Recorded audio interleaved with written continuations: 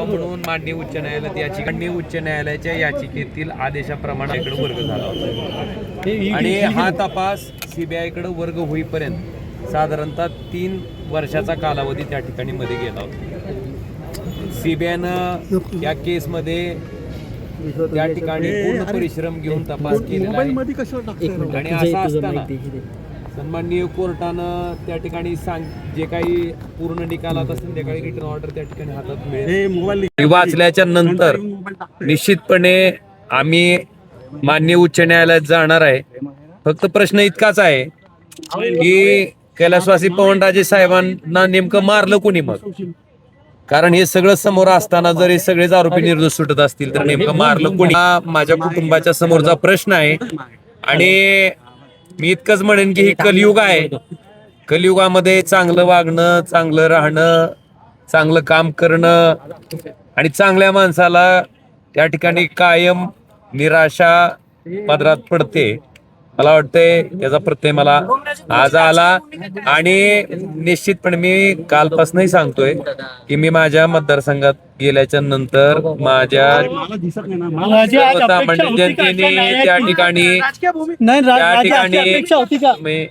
त्या ठिकाणी माझ्या जनतेशी चर्चा करून माझा जो काही तो राजकीय निर्णय ठरवेल. राजकीय अपेक्षा आज निर्णयाची अशी अपेक्षा होती का? कारण तुम्ही न्यायव्यवस्थेवर विश्वास आहे असं म्हटलं होतं. हो नाही, निश्चित न्यायालयाकडनंच होतं ना. 20 वर्ष कशासाठी माणूस वेळ काढते?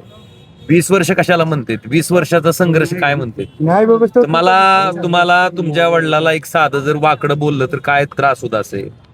माझ्या वडिलांची हत्या झाल्याच्या नंतर त्यांच्या आरोपीला शिक्षा व्हावी म्हणून 20 वर्षापर्यंत त्या न्यायालयात चक्रा मारणं, त्या प्रत्येक तारखेला उपस्थित राहणं आणि सगळं प्रक्रिया आम्ही पार पाडून अपेक्षा इतकीच होती की दोषींना त्या ठिकाणी शासन व्हावं, शिक्षा व्हावी. पण दुर्दैवानं शेवटी कोर्टाच्या निर्णयाचा प्रत्येकाला सन्मान राखणं संविधानामध्ये गरजेचं आहे. पण निश्चितपणे ह्या निर्णयाच्या विरोधात माननीय उच्च न्यायालयात त्या ठिकाणी दाद मागितली जाईल. ऑपरेशन टायगर बाबत काय सांगणार? ऑपरेशन टायगर बाबत माझ्याबद्दल मी काय जे एक लक्षात घ्या, मी उद्धवजी बद्दल आणि आदित्य साहेबाबद्दल मी अजिबात कुठल्याही प्रेसला काही बोललेलो नाही. तुम्हीच काय नेमकं त्या ठिकाणी पॉइंट एक लक्षात घ्या.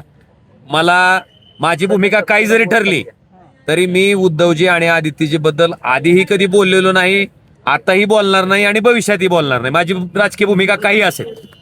म्हणून मला आपल्याला इतकंच सांगायचंय की ती मी ठरवेन माझ्या लोकांबरोबर चर्चा करून. आणि एक आपल्याला एवढंच मला सांगायचंय की माझ्या मतदारसंघातल्या जनतेशी चर्चा करून निर्णय राजा काय ठरलं का? तुम्ही सही केली का? राजा तुम्ही सही केली आहे का? काय ठरलं का तुमचं? मग 2022 ला ज्यावेळेस सेना फुटली मग त्यावेळेस पण निकालासाठी मला जाता आलं असतं ना.